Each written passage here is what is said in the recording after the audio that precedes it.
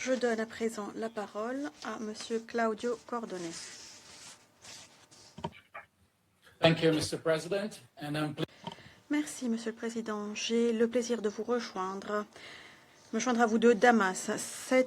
Ce mois qui s'est écoulé était caractérisé par des progrès en matière de stabilisation et des succès pour isoler la Syrie des crises multiples de la région, en dépit de violations répétées de la souveraineté de la Syrie. Toutefois, les pressions économiques, institutionnelles et sociales, l'insécurité localisées sont des défis de taille pour la transition politique syrienne.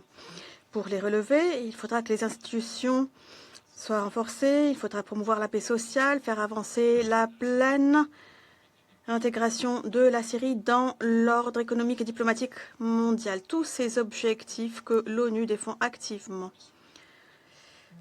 Monsieur le Président, je commencerai en faisant remarquer que l'activité militaire israélienne dans le sud de la Syrie continue en violation d'accords existants en vigueur et du droit international. Le 19 mars, après que des forces gouvernementales syriennes se soient affrontées à des forces locales loyales au Cheikh Hijri dans une opération de lutte contre le trafic à l'ouest à Soueïda, Israël a réalisé des frappes aériennes contre l'infrastructure militaire syrienne pour la première fois depuis juillet 2025. Les forces israéliennes ont continué de réaliser des incursions en territoire syrien pratiquement au quotidien, y compris lors d'une opération contre le Hezbollah au sud Liban le 29 mars de Jabal el-Sheikh à Mont Hermon en territoire syrien. Les forces israéliennes ont également continué de mettre sur pied des points de contrôle et de détenir des ressortissants syriens. Hier, j'ai visité la FNUOD et dans la zone de séparation, j'ai rencontré les familles de certaines des 50 personnes détenues depuis plus d'un an. Pour la plupart, elles ont partagé avec moi leur désespoir, le fait de n'avoir aucune nouvelle de leurs êtres chers ni connaître leur sort.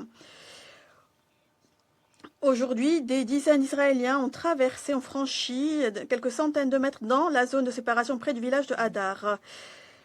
Ce comportement est une provocation et ils ont été en fait raccompagnés par l'IDF, les forces défense aériennes qui ont condamné cet incident. Je réitère notre appel ferme à Israël afin qu'elle cesse ses violations, qu'elle respecte la souveraineté de la Syrie, son intégrité territoriale, qu'elle adhère à l'accord de désengagement des forces de 1974 et qu'elle prévienne les incidents tels que celui d'aujourd'hui.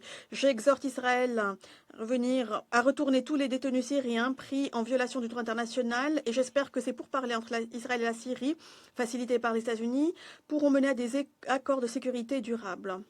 Monsieur le Président, de manière plus large, je félicite le gouvernement syrien pour ses efforts afin de protéger la Syrie du conflit qui fait rage dans la région.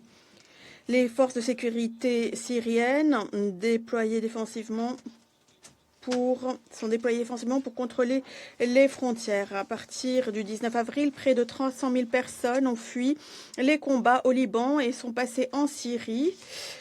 La plupart, à part 51 000 ressortissants syriens, sont libanais. Le ministère de l'Intérieur a annoncé la détention de plusieurs cellules affiliées au Hezbollah qui planifiaient des attaques à l'intérieur de la Syrie ou contre Israël, ainsi que la destruction de tunnels de trafic transfrontières et la confiscation d'armes et autres matériels militaires. Les attaques aux drones fin mars à partir du territoire irakien ont frappé des installations militaires au nord-est, y compris des sites qui étaient antérieurement utilisés par les forces des États-Unis, même si des efforts bilatéraux et le cessez-le-feu régional en cours a contribué à la restauration du calme. Monsieur le Président, au nord-est, nous avons vu de plus en plus de progrès en matière de mise en œuvre de l'accord du 29 janvier entre le gouvernement syrien et les forces démocratiques syriennes. Des déploiements de gouvernement, le transfert de plusieurs sites ont été réalisés et d'autres détenus ont été libérés. Les questions relatives à l'éducation, l'intégration militaire administrative, les nominations publiques, entre autres, doivent encore être réglées. Une mise en œuvre en toute bonne foi par les deux parties est essentielle pour la confiance et la stabilité. Nous nous félicitons de la réunion récente entre le président Shara et le dirigeant des forces démocratiques syriennes, Abdi, à Damas, et nous espérons que cela aidera à avancer. Au contraire, il n'y a pas de progrès sur les éléments de la feuille de route de Soweïda. Les protestations continuent, y compris des manifestations le 11 avril appelant à l'autodétermination, à l'amélioration des conditions de vie et la libération des détenus. Les conditions socio-économiques se détériorent. Vient s'ajouter à cela des restrictions signalées de la liberté d'expression à l'intérieur de Soweïda, ce qui crée encore plus de friction. Les conclusions de la commission internationale d'enquête indépendante publiées ce mois, ainsi que les rapports de la commission d'enquête syrienne, font remarquer la gravité des événements Soweïda en juillet de l'an dernier. Des violations graves généralisées du DIH et du DIDH ont été commises par le gouvernement, des forces affiliées au gouvernement et autres acteurs, ce qui comprend des assassinats illégaux, des actes de torture, détention arbitraire, violences sexuelles et sexistes, ainsi que destruction et déplacement en masse. Les commissions nationales et internationales ont présenté des recommandations importantes afin de renforcer la reddition de comptes et promouvoir le professionnalisme et la sécurité, ainsi que la réforme du secteur. Je me félicite de l'attachement affiché par le gouvernement à la mise en œuvre de ces recommandations et à la coopération avec les mécanismes internationaux. Et je me félicite à l'avance d'actions concrètes pour réaliser cela et à la participation de toutes les parties pertinentes afin de restaurer la confiance et la stabilité à Soweïda. En prenant sérieux les griefs, exprime ainsi qu'en veillant à l'unité et l'intégrité territoriale de la Syrie. Monsieur le Président, accomplissement remarquable datant de mars 26. Les niveaux les plus faibles de violence en lien direct avec les conflits a été affiché depuis 15 ans. Même si les civils continuent d'être assassinés par des résidus de guerre, le gouvernement donne priorité à l'élimination des mines et des engins explosifs et le bureau de lutte anti-mines apporte son soutien. Daesh, le YEL reste une préoccupation. Je me félicite des efforts de lutte contre le terrorisme par les forces syriennes et sa coalition. Et je note l'annonce transfert des bases américaines sous son contrôle. Des opérations conjointes récentes avec des pays voisins ont permis de lutter contre le trafic, y compris des confiscations de drogue, ce qui illustre les efforts en cours pour renforcer la sécurité aux frontières. Et j'insiste sur l'importance de la protection des installations diplomatiques au vu des violations et de vandalisme, des actes de vandalisme par des protestants à l'ambassade des Émirats arabes unis le 3 avril. Dans l'intervalle, et en dépit de niveaux de violence faibles en comparaison,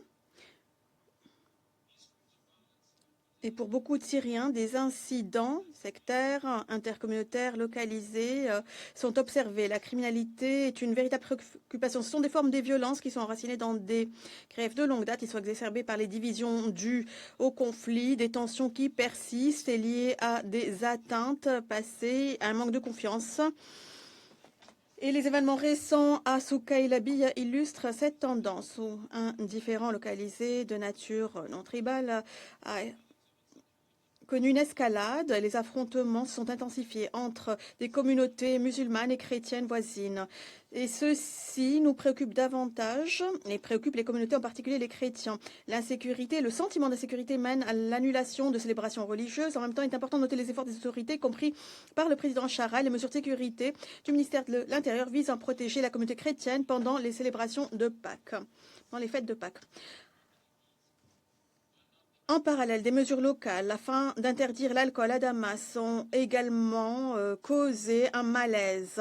Elles ne visent aucune communauté en particulier, mais des aspects de leur mise en œuvre, y compris des dérogations, ont été perçus comme stigmatisantes. Stigmatisant une communauté particulière tout en portant atteinte aux libertés personnelles des citoyens. Monsieur le Président, les difficultés économiques se traduisent par un trouble social. Dans tout le pays, de nouvelles protestations émergent. Vendredi dernier, des manifestants pacifiques à Damas appelaient à une amélioration des conditions de vie et des réformes politiques. Et la réponse a été une contre-manifestation qui a connu une escalade pour arriver à la violence physique et des blessures. Nous félicitons de l'intervention des forces de sécurité qui ont séparé les groupes et évité toute escalade, nouvelle escalade en même temps.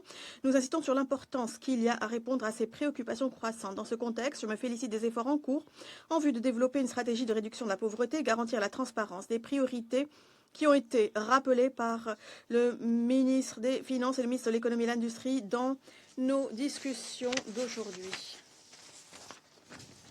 Monsieur le Président, nous notons les préparatifs pour tenir des élections indirectes pour 9 sièges vacants à l'Assemblée populaire dans les 3 districts du gouvernorat de Asake.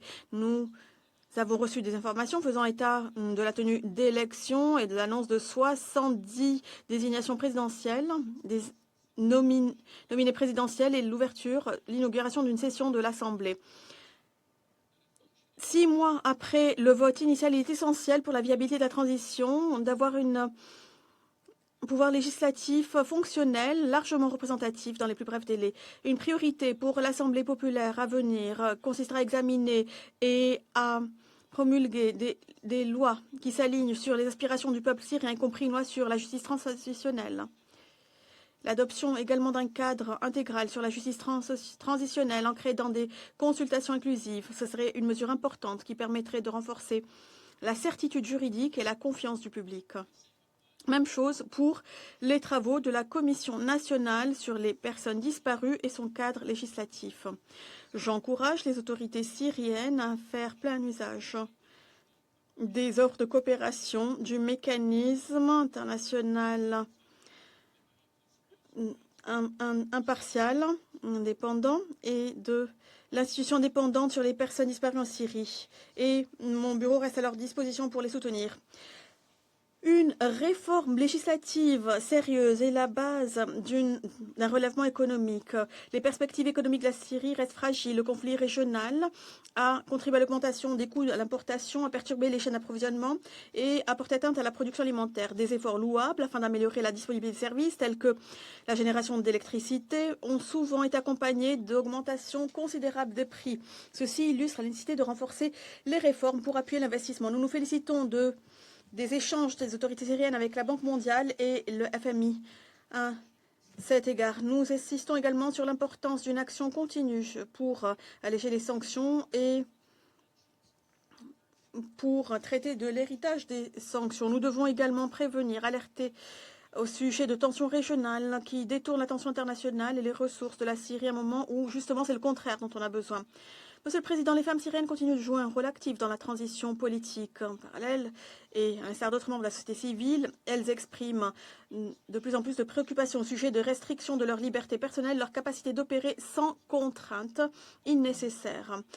Notre attention a également été portée sur des campagnes récentes en ligne ciblant des femmes militantes d'une organisation particulière documentant des violations des droits humains. Les organisations de la société civile et des individus ont condamné cette campagne qu'ils décrivent comme une incitation. Les femmes syriennes continuent d'appeler à une plus grande représentation à des postes de pouvoir et dans le processus décisionnel. Leur participation utile reste essentielle pour une transition inclusive et crédible. Monsieur le Président, participation soutenue et coordonnée de la communauté internationale est nécessaire pour soutenir la transition politique dirigée par les Syriens. Les Nations Unies assurent une coordination étroite à l'intérieur du pays entre les dirigeants, comme on le voit suite à une visite conjointe et récente du coordonnateur secours d'urgence et de l'administrateur du PNUD. Et nous allons entendre très bientôt M. Fletcher vous en parler. J'ai le plaisir également. Et Madame Frazier également va vous en informer. Je me félicite des progrès dans les préparatifs du cadre de coopération de développement, cadre durable pour 2027-2030, dirigé par le gouvernement syrien en coordination avec le sous-système de l'ONU et ses partenaires. Le cadre insiste sur des solutions durables, la cohésion sociale et le lien, les axes humanitaires, développement et paix comme piliers de redressement, de reddition de comptes et d'institutions transparentes. Monsieur le Président, la dimension, le volet paix dans cet axe illustre l'importance qu'il y a à renforcer la coopération entre notre bureau et le gouvernement syrien. Et je suis reconnaissant aux autorités qui maintiennent des canaux ouverts, canaux de communication avec nous. Nous avons proposé des idées concrètes sur les domaines de coopération qui s'alignent sur le mandat du bureau octroyé par le Conseil et les priorités identifiées par la Syrie. Nous attendons bientôt la réaction du gouvernement pour arriver à une compréhension commune des étapes suivantes, y compris la réinstallation de la mission à Damas dans les plus brefs délais. Nous sommes prêts à avancer dès que possible. En conclusion, je continue de me féliciter de l'unité du Conseil au sujet de la Syrie, comme on le voit dans la presse, dans ses déclarations à la presse et déclarations présidentielles et la résolution 2799 du Conseil de sécurité qui endosse tout le rôle politique de l'ONU en soutien à la transition syrienne. Nous sommes prêts à continuer de parler avec le gouvernement syrien et la société à cet effet. Je vous remercie. Je remercie Monsieur Cordonnet